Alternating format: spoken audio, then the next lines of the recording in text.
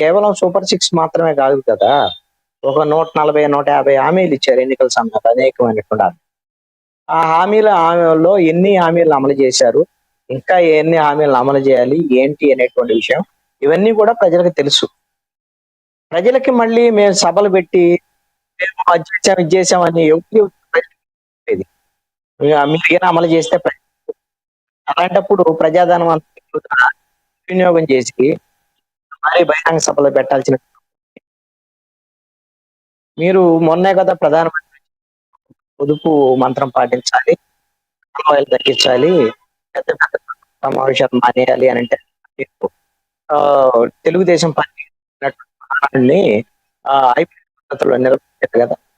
ముందు పద్ధతిలో 3 రోజులు నిర్వహించారు, 2 రోజులు కుదించారు, ఇవన్నీ చేశారు. మా కాన్వాయ్లు కాన్వాయ్ రెండే, పవన్ కళ్యాణ్ కాన్వాయ్ అన్ని ప్రచారాలు చేశారు, డ్రోన్ ప్రచారాలు చేశారు. మరి నిన్న బహిరంగ సభకి పెట్టారు, కొన్ని వేల మంది తరలించారు, కొన్ని వేల కార్లతో అందరూ. ఎందుకు ఇదంతా దుమారం ఎందుకు? మీరు ఆహా అంటే ఓహో మహా అద్భుతంగా జరుగుతుంది పరిపాలన అని చెప్పేటువంటి టీవీ ఛానల్స్ ఉన్నాయి కదా. ఆ టీవీ ఛానల్స్ తో ప్రచారం అంటే ఛానల్ అలాగే అడ్వర్టైజ్మెంట్ చేస్తున్నారు. టీవీలో మాట్లాడండి, ప్రెస్ మీట్ పెట్టండి.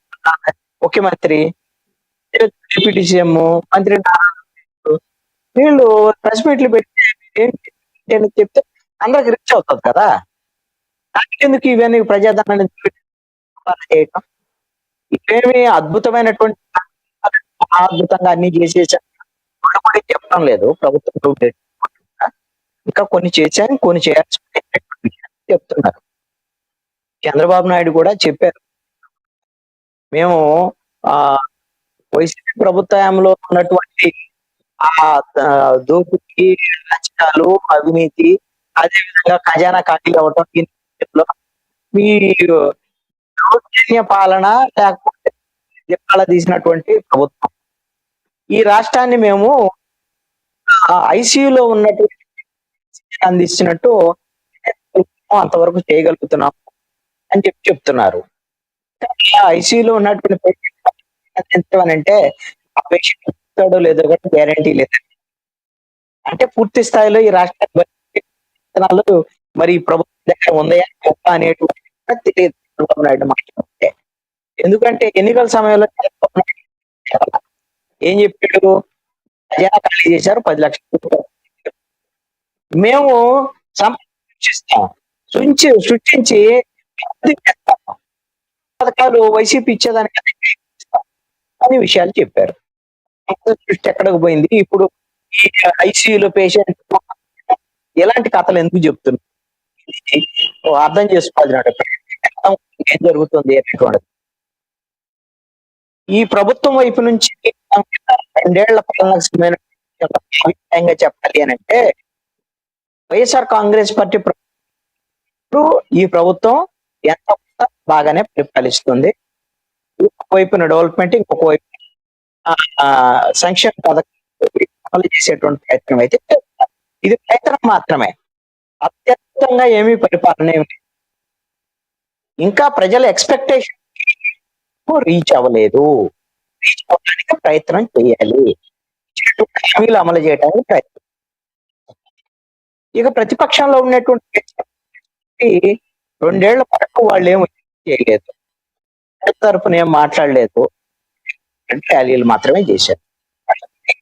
జగన్మోహన్ రెడ్డి రావట్లేదు, పోట్లాడలేదు అని డిబేట్లు అందరూ ఎక్కడైనా సరే తెలుగుదేశం జగన్మోహన్ రెడ్డి ఎక్కడ ఉంటాడు, బెంగళూరులో నిద్రపోతున్నాడు అని. మరి అలాంటప్పుడు ఇప్పుడు వాళ్ళు వైఎస్ఆర్ వాళ్ళు ప్రతిపక్షంలో పార్టీగా ఏం తప్పులు చేస్తుంది? కాలంలో వీళ్ళు ఇచ్చినటువంటి ఏం అమలు చేయలేదు. టిఎస్సీ వంటి నియామకాల్లో అక్రమం జరిగింది, ఈ లోపాలు ఏంటి? ఇవన్నీ విమర్శిస్తారు. వాళ్ళు విమర్శించడం అనేది వాళ్ళ యొక్క హక్కు. దానికి సమాధానం చెప్పడం అనేటువంటిది ప్రభుత్వం యొక్క బాధ్యత. ఇప్పుడు కూటమి వైసీపీ మాత్రమే విమర్శలు చేస్తున్నారు, వైసీపీ విమర్శల్లో కూడా వాస్తవం. కొంచెం సమాధానం చెప్పాల్సింది. అన్ని అబద్ధాలు చెప్తున్నారు వైసీపీ. మీరు అవి అబద్ధాలు అని చెప్పాలి. డిఎస్సికి సంబంధించినటువంటి విషయంలో ఈ అక్రమాలు ఉన్నాయి దాని మీద జగన్మోహన్ రెడ్డి 10 అంశాలు అధికారులు వచ్చి మాట్లాడుతున్నారు. క్లారిటీ లేదు. ఏ శాఖ అది నారా లోకేష్ శాఖ.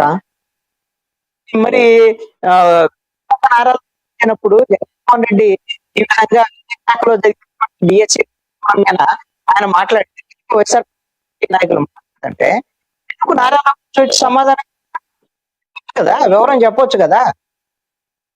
ప్రతి అంశానికి నారా లోకేష్ ఏ సమస్య వచ్చినా జరిగినటువంటి ఫ్యాక్టరీలో ప్రమాదం జరిగితే నారా లోకేష్ వెళ్ళి అక్కడ వెళ్ళి మాట్లాడాడు. వెళ్ళాలి వాస్తవంగా స్థానంలో వెళ్ళాడు నారా లోకేష్. తప్పేం కదా, ఆయన మంత్రి. వేరే శాఖలో వేరే డిఫాక్టో సీఎం గా నేనున్నాను అనేటువంటి వ్యవహరించే నారా లోకేష్ శాఖలో జరిగినటువంటి అవినీతి ప్రతిపక్షం ఈ రోజు విమర్శలు చేస్తారు. కాన్ఫరెన్స్ పెట్టి